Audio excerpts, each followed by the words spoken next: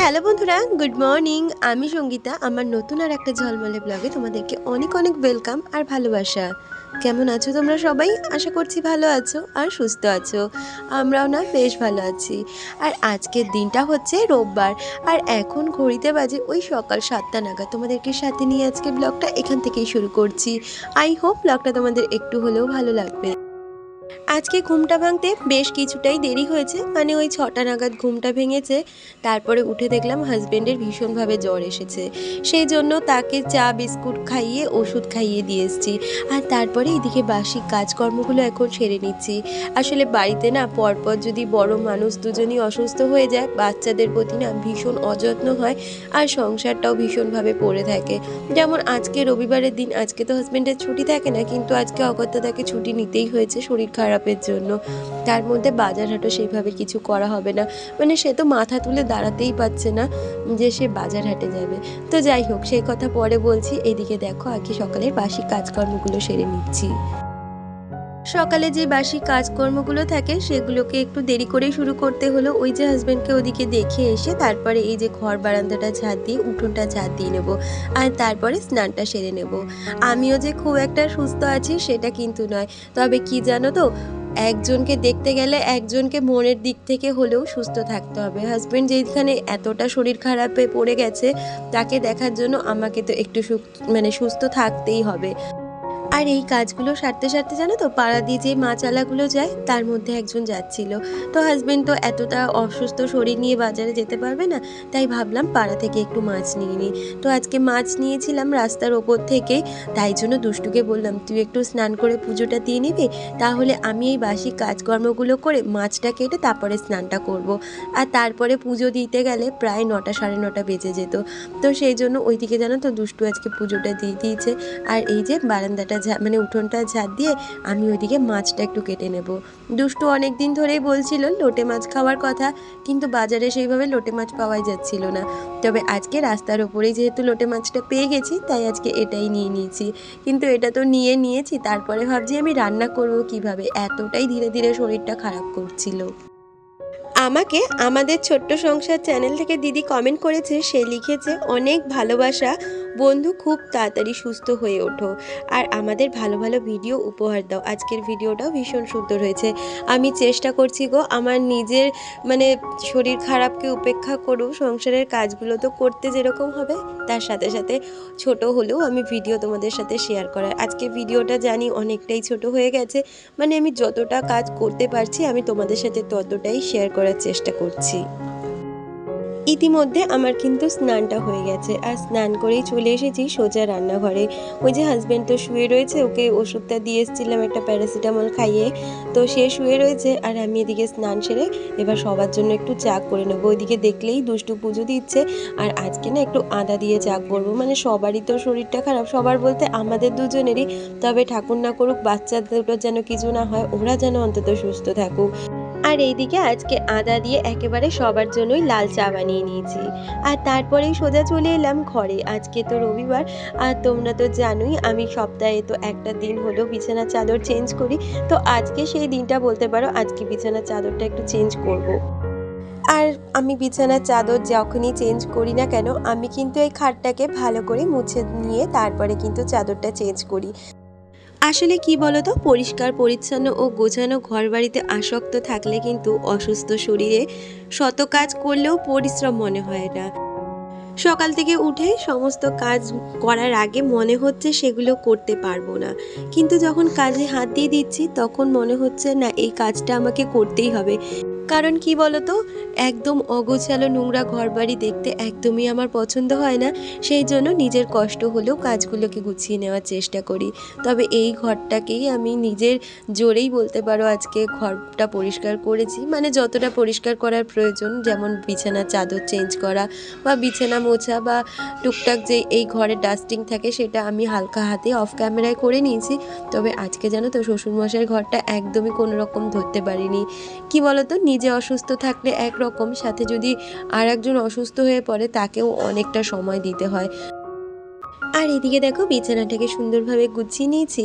আর তারপরে জামা কাপড়গুলো মেলে নেব। আসলে যখন স্নান করে এসেছিলাম তখন দেখলাম ঝিরিঝিরি বৃষ্টি পড়ছে, কিন্তু তারপরে বৃষ্টিটা কমে গেছিলো আর এখন জামা কাপড়গুলো মেলে দিচ্ছি। আসলে এই ঝিরিঝিরি বৃষ্টিতে তো না আরও গরম বাড়াচ্ছে। আর এই গরমের জন্যই জানো তো শরীরটা আরও ভীষণ করে খারাপ লাগছে। মনে হচ্ছে সারাক্ষণ পাখার তলায় না হলে এসির মধ্যে বসে থাকি, কিন্তু যখন জ্বর উঠছে তখন আর সেটা পাচ্ছি না। আর মাঝে একটু রেস্ট নিয়ে নিয়েছিলাম, কারণ ননদ এসেছিল হাজবেন্ডকে দেখতে, তার সাথে একটু গল্প করে তারপরে এখন সোজা চলে এসেছি রান্নাঘরে। একটু ডাল করে নেব, কারণ শুধু শুধু লোটে মাছ দিয়ে তো আর খাওয়া যায় না। সেই জন্য একটা গ্যাসে ডাল সিদ্ধ বসিয়েছি আর একটা গ্যাসে একটু টিফিনের ব্যবস্থা করে নিয়েছি। আজকে টিফিনে না ডিম টোস্ট করব, কারণ হাজবেন্ডকে আবার একটু অ্যান্টিবায়োটিক খাওয়াতে হবে, তার আগে তো তাকে খাওয়ারের ব্যবস্থা করে দিতে হবে। তো ওইদিকে প্রথমে রুটিগুলোকে সেঁকে নিয়েছি আর তারপরে ডিমে চুবিয়ে এখন ভেজে নিচ্ছি। আমাকে মিলন সাথীদি কমেন্ট করেছে, সে লিখেছে ভালো লাগলো ভিডিওটা, তোমরা সুস্থ হয়ে ওঠো, কাল থেকে তো তোজোর স্কুল। হ্যাঁ গো, কাল থেকে তোজোর আর দুষ্টু দুজনেরই একসাথে স্কুল। তো আমি ওটা নিয়েই ভীষণ চিন্তা করছি যে এইরকম শরীরে কিভাবে ওই সকালবেলা উঠে আমাকে সবাইকে জোগাড় করে দিয়ে আসতে হবে। তো ওটা নিয়ে একটু চিন্তায় আছি, দেখা যাক, কালকেরটা কালই দেখা যাবে, ভগবান কি করে। তবে কি জানো তো, আজকে না দুষ্টু আমাকে অনেকটা হেল্প করেছে। ওই যে কথায় বলে না, একটা মেয়ে কিন্তু মায়ের কষ্টটা বোঝে। যদিও বা ও কিন্তু আমার নিজের মেয়ে না হোক, তবুও ও যে দেখে আমার এই কষ্টটা ফিল করছে, আমার হাতে হাতে করে দেওয়ার চেষ্টা করছে, এটাই কিন্তু আমার কাছে অনেকটা।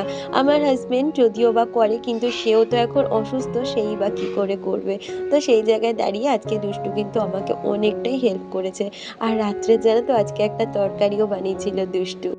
আর দেখতেই পেলে কথা বলতে বলতে ওদিকে কিন্তু একটা গ্যাসে আমি ডালটা করে নিয়েছি আর একটা গ্যাসে লোটে মাছটা বসিয়েছি।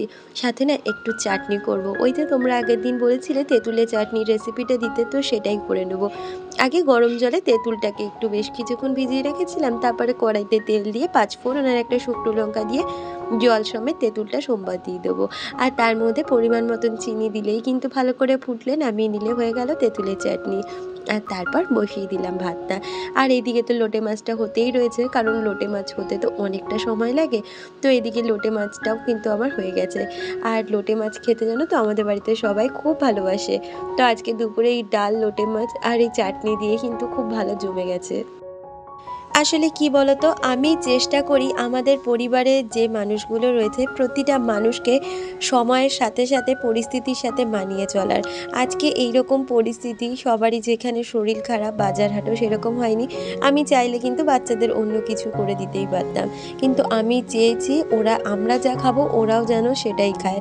তো আমাদের বাড়ির বাচ্চারাও এতটাই ভালো, ওরাও কিন্তু সমস্ত পরিস্থিতি হাসি মুখে মানিয়ে নিতে পারে।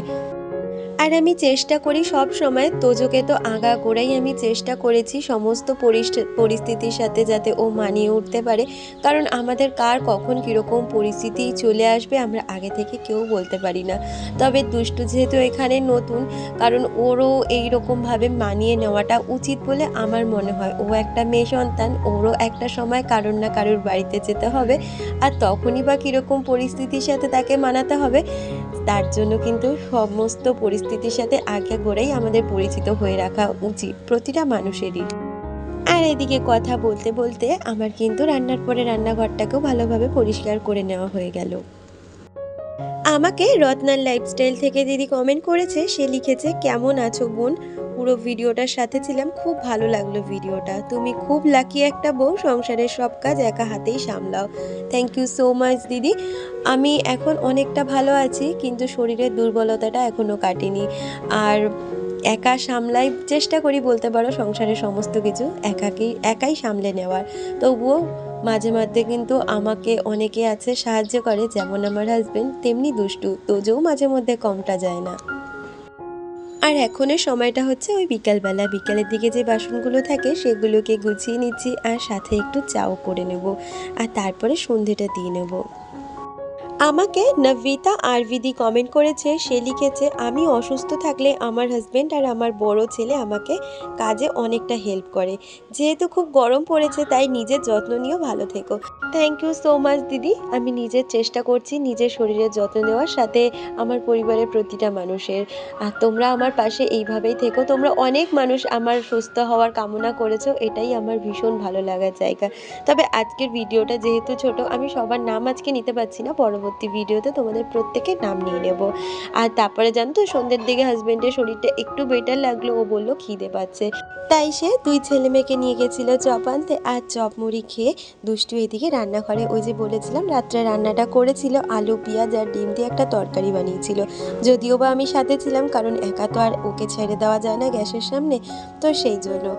আর এই যে তরকারিটা একদম রেডি হয়ে গেছে, খেতে কিন্তু ভালোই হয়েছিল। তাহলে বন্ধুরা, আজকের ভিডিওটা এই পর্যন্তই রাখলাম।